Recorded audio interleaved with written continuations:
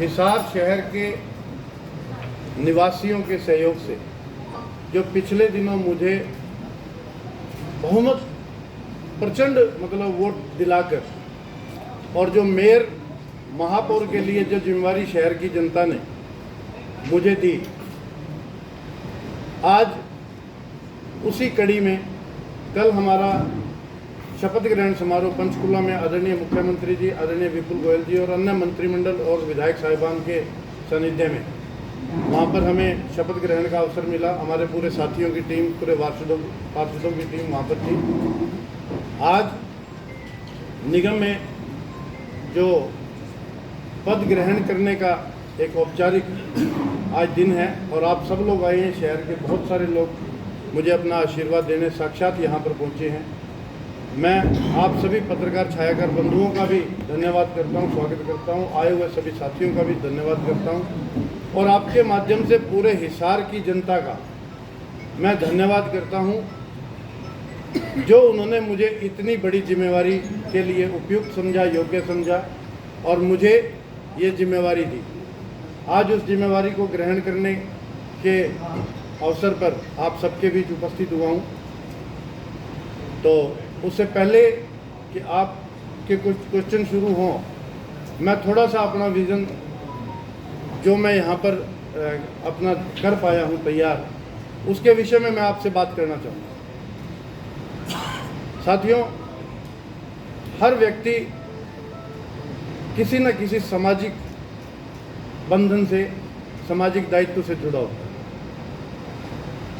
कोई समय था जब मैं अपने परिवार तक सीमित था, यानी कि मेरे जो जेनेटिक मेरे माता पिता हैं, बच्चे हैं, उन तक ही सीमित था।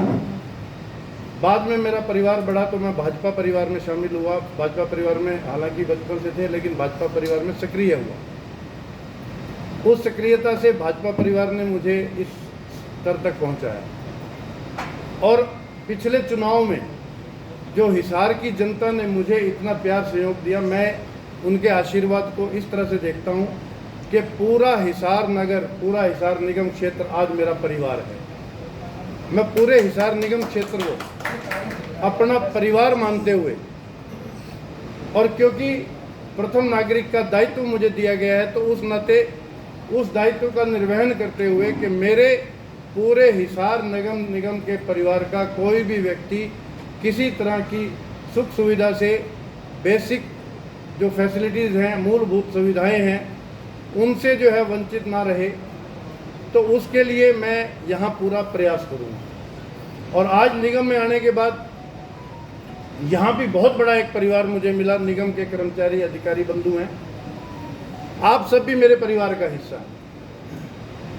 तो आज मैं ये आपको बताने में बड़ा गर्व महसूस कर रहा हूँ कि जो मेरा बड़ा परिवार, पूरा हिसार निगम क्षेत्र का परिवार, और उसके साथ मेरी एक छोटी टोली जो मेरे साथ सांसद बनकर 20 सांसद जो हमारे आप लोगों ने, जनता जनार्दन ने चुनकर भेजे हैं, पार्षद 20 पार्षद जो चुनकर आए हैं, हम सब मिलकर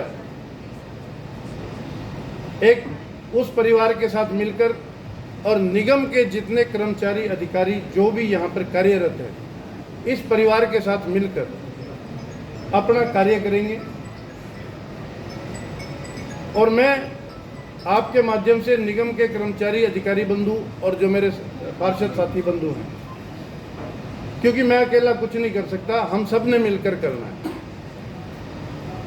तो मैं जो हमारे निगम के कर्मचारी, अधिकारी बंधु हैं, जो हमारे पार्षद साथी हैं, इनको एक परिवार मानते हुए इस बड़े परिवार की जिम्मेवारी जो मुझे दी गई है उसके ध्यान रखने के लिए, तो आप सबके से भी सहयोग की, निगम के कर्मचारी अधिकारियों से सहयोग की भी अपेक्षा करता हूं, कामना करता हूं कि आप जो बड़ा परिवार निगम परिवार है उसको, हमारा जो निगम कर्मचारी, अधिकारी और पार्षद साथियों का परिवार है, ये सब मिलकर हम इस हिसार शहर को एक आदर्श शहर बनाएंगे। और मेरा ध्येय वाक्य इसमें ये रहेगा, मेरा हिसार मेरा स्वाभिमान। यानी कि हिसार अकेला मेरा नहीं है, हिसार हर उस नागरिक का एक हिसार है और उसी का स्वाभिमान है।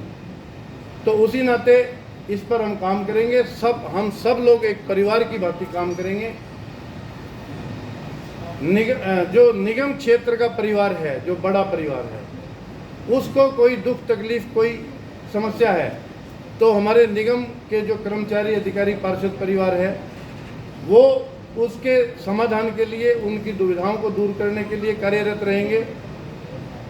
और मैं उस सारे परिवार, निगम कर्मचारी परिवार, वृद्ध हिसार परिवार, इस सारे में अगर कोई वो है तो उन सब के लिए मैं भी उन सब का ध्यान रखूँगा। तो इतना मेरा ये इसमें ध्येय वाक्य है, मेरा विज़न है। पूरे शहर को एक आदर्श शहर बनाना है, हम सब ने मिलकर बनाना है। अकेला अगर मेरे पे दायित्व छोड़ देंगे, मेरे साथियों पे दायित्व छोड़ देंगे, अगर हमारे कर्मचारियों पे, अधिकारियों पे छोड़ देंगे तो शायद हम नहीं कर पाएंगे। आपसे भी सहयोग की अपेक्षा है। छोटा छोटा आपका सहयोग इस शहर को बहुत आगे ले जाने में मदद करेगा। तो मैं आपके माध्यम से इतनी ही बात कहते हुए, अपना इतना सा विज़न रखते हुए अपनी बात को यहीं समाप्त करता हूँ, अपनी वाणी को विराम देता हूँ। और आप सभी साथी लोग आए, आपका धन्यवाद करता हूँ। आदरणीय कमिश्नर नीरज जी, जिनके साथ मुझे पहले आप एडी से तब भी और कुछ दिनों अब भी, क्योंकि सक्रिय था मैं पार्टी के बिहाफ पर, तो आपके साथ काम करने का मुझे अवसर मिला। और मैं आपकी कर्मठता और उसके साथ आगे हम लोग, आपके सभी कर्मचारियों की कर्मठता के साथ हम लोग आगे बढ़ेंगे और इस शहर को हम आगे ले जाएंगे। क्योंकि कल भी माननीय मुख्यमंत्री जी ने, माननीय मंत्री जी ने यही कहा कि अब आपके क्षेत्र की जिम्मेवारी, आपके क्षेत्र का जो भी विकास है, जो भी वो है, तो वो एक जिम्मेवारी हमारे ऊपर है। तो इसके लिए मैं शहरवासियों से ये भी निवेदन करूँगा, किसी भी तरह की कोई सजेशंस हैं, किसी भी तरह की कोई शिकायत है, हर चीज़ का एक सिस्टम बनाया जाएगा और उस सिस्टम के तहत हम शहर को चलाएंगे। जिसकी योजनाएं मेरे दिमाग में हैं, लेकिन जब मैं अधिकारियों के साथ बैठूंगा, उनके साथ उनकी प्रैक्टिकलिटी क्या है वो सब चर्चा करके ही आप लोगों के बीच में डिक्लेयर करेंगे। क्योंकि कई बार क्या होता है कि आज तक मैं डाइस के उस तरफ था, तो वहाँ से जो जनता की जो भी प्रॉब्लम थी वो सारी मेरे नोटिस में है। तो आज मैं डाइस के इधर हूँ, तो ये प्रॉब्लम को अधिकारियों के साथ मिलकर, डायरेक्ट इनडायरेक्ट, बल्कि जनता ने तो मुझे जिम्मेवारी दी है, तो ये मेरी जिम्मेवारी है कि मैं उनको हल करूँ। उसके लिए जो मेरे पास तंत्र है, जो मेरे पास यहाँ के रिसोर्सेज हैं, उनके साथ मिलकर उनसे बातचीत करके कि कैसे हम एक बेटर जो है हिसार का उन्नति, प्रगति कर सकते हैं। मेरे पार्षद साथी भी सभी यहाँ पर पहुँचे हैं। आदरणीय जिलाध्यक्ष जी अगर आ गए हैं तो आइए।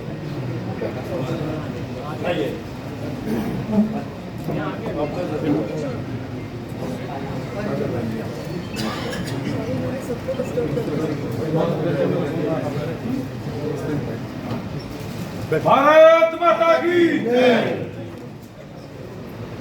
हमारे बीच हमारी आदरणीय बहन, हिसार जिले की जिलाध्यक्षा डॉक्टर आशा खेदर जी, आप पहुंचे हैं, आपका भी स्वागत, अभिनंदन है। सबसे अभी आपने आज जो शपथ ग्रहण के बाद में कारोबार संभालना है, कारोबार नहीं है जी, मैं माफी चाहूँगा। एक सेकंड, अब मुझे भी बोलने दो। मैं माफी चाहूँगा। जैसे एक मिनट, मैं पत्रकार छायावार बंधुओं से ये माफ़ी मांगते हुए ये आपके बात बीच में आपके ये बात रख रहा हूँ कि जैसे भाई साहब से एक छोटी सी गलती हुई, कोई कुछ नहीं, कारोबार हो जाता है, तो ऐसे कभी मेरे से भी हो तो मुझे माफ। कार्यभार आपने संभाला है तो प्रॉपर्टी जो अवैध निर्माण की लगातार शिकायतें हिसार के अंदर आती है और ये कहा जाता है कि बिना मिली भगत के ये संभव नहीं है, तो इस पे आपका क्या प्लान है, किसी का नुकसान भी ना हो? तो ये थोड़ा देखिए, अभी आप अधिकारियों आज ही कार्यभार संभाला है। मैंने आपसे पहले ही निवेदन किया है कि जब मैं डाइस से उधर था तो जैसे क्वेश्चन आपके हैं ऐसे मेरे थे। जब मैंने अधिकारियों से हल्की फुल्की चर्चा की तो इन्होंने सब बात बताई, और जब तक हम लोग बैठ के इस पब्लिक और जो हमारे अधिकारी हैं इनके बीच में अगर हम लोग ये बीच जब तक हम इन दोनों के बीच में एक सेतु का काम करके समस्याओं का समाधान की तरफ नहीं जाएंगे और सिर्फ हम किसी पे दोषारोपण करते रहेंगे तो समस्याएं कभी सॉल्व नहीं होंगी। अभी मैं आपको एक छोटा सा उदाहरण मैं आपको दे देता हूँ। हमारा 12 तारीख को रिजल्ट आया था, तो उसके बाद सफाई को लेकर बड़ी ज़बरदस्त समस्या थी। हालांकि मैं भी घोषणा कर चुका था कि हम आते ही महासफाई अभियान शुरू करेंगे। तो जब सफाई की ये मैंने बात की तो मेरे पास बहुत सारे लोगों का आया कि यहाँ सफाई नहीं है जी, यहाँ कूड़ा है जी, यहाँ कूड़ा है जी। तो जब मैंने अधिकारियों से बात की कि मैं जी ये इतनी बुरी हालत आ रही है तो सफाई तो बहुत वो है, तब उन्होंने कुछ प्रॉब्लम बताई। वो मैंने ऊपर बात की, मैं जी हमें जल्दी से करो, ये तो शहर में तो इस मामले में दिक्कत है। तो कल उसकी परमिशन भी आई है। तो छोटे छोटे प्रयास और छोटे छोटे काम इनको करते हुए हम अपने पूरे परिवार के साथ हिसार शहर को एक आदर्श शहर बनाएंगे। आदर्श शहर बनाने की आपने बात की जी, लेकिन इसकी प्राथमिकता क्या रहेगी?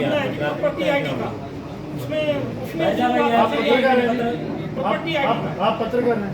हाँ, मैं प्रेस में भी हूँ और मदन लावरिया मेरा नाम है। अच्छा। हाँ, आपसे मेरा बिल्कुल ठीक है। जायज प्रश्न है कि ठीक है। मेरी खुद की प्रॉपर्टी एक एक करके विषय ले लेते हैं, एक एक करके विषय ले लेते हैं। हाँ जी, हाँ जी। आपसे ये निवेदन है कि भाई साहब ने प्रॉपर्टी आईडी की बात की है तो कृपया प्रॉपर्टी आईडी पे ही बात करना ताकि कुछ घालमेल ना रहे। मैं हर चीज़ के लिए बिल्कुल तैयार हूँ। जो समय मुझे मिला है मैंने अपने अधिकारियों से भी बातचीत की है, मैंने अपने नेताओं से भी बातचीत की है, मैंने जनता से भी बात की है, मैंने अपने कार्यकर्ताओं से भी बात की है। तो लगभग मैं तैयार हूँ। जितना विषय मेरे संज्ञान में है वो मैं आपके सामने रखूँगा। जो विषय मेरे संज्ञान में अभी तक पूरी तरह नहीं आया है तो उसके लिए मैं आपको 2-4-10 दिन में जब भी मैं उसके मामले में अपडेट हो जाऊँगा आपके बीच रखूँगा। लावरिया जी मेरे बहुत ही आदरणीय हैं, आप थोड़ा छुपे हुए थे तो मैं पहचान नहीं पाया। तो अब लावरिया जी आपने प्रॉपर्टी आईडी की बात, बिल्कुल मेरी मांग प्रॉपर्टी आईडी। प्रॉपर्टी आईडी का अगर मैं आपको कहूँ कि आपके पास कोई कागज लाए हैं तो अभी दे दीजिए। नहीं ऐसे नहीं, ऐसे नहीं। आप भरे सदन में कह रहा हूँ प्रॉपर्टी आईडी में ठीक है कुछ दिक्कतें रही है, कितनी सॉल्व हुई कितनी नहीं हुई मुझे जो अधिकारियों ने बताया मैं उसको मान के बता रहा हूँ कि हमारी 50-60% अधिकारियों के कहने पे बता रहा हूँ 50-60-70% हमारी ये सॉल्व हो चुकी है। और लावरिया जी मैं आपको बड़े इत्मीनान से कहना चाहता हूँ कि जो भी प्रॉपर्टी आईडी में दिक्कत रह गई है आप अपना कागज लाइए, उस जो प्रॉपर्टी का हमारा बिल होता है उस बिल के पीछे आप अपना नाम और फ़ोन नंबर लिख दीजिए, नीचे उसके जो है आप अपनी प्रॉपर्टी की दिक्कत लिख दीजिए कि हमारी प्रॉपर्टी में ये दिक्कत है। हो सकता है कि इमीडिएटली एक दिन में हम ना कर पाए, 2 दिन में भी ना कर पाए, लेकिन वो कागज आपका दिया हुआ कागज मेरे ऑफिस में सुरक्षित रहेगा। हम उसको कैटेगराइज करेंगे। कुछ कैटेगराइज जो मेरे संज्ञान में आई है वो ऐसी हैं कि जो पॉलिसी मैटर है, हम उसके लिए ऊपर बात करेंगे। कुछ यहाँ पे मिस्टेक मैटर हैं, वो मैंने काफ़ी हद तक स्टडी किया है, उस बारे में मैंने उस बारे में काफ़ी स्टडी किया है। बाकी जब प्रैक्टिकली ये चीज़ें आ जाएंगी तो मेरा दावा है और मैं आपके माध्यम से जनता को ये विश्वास दिलाता हूँ कि मेरे कार्यकाल के दौरान ही बल्कि शुरुआती कुछ दिनों में ही इस प्रॉब्लम को जीरो कर दूँगा। प्राथमिकताएं क्या रहेंगी, विकास को लेकर प्राथमिकताएं क्या होंगी? देखिए प्राथमिकताओं की जहाँ तक बात है 2 चीज़ें होती हैं।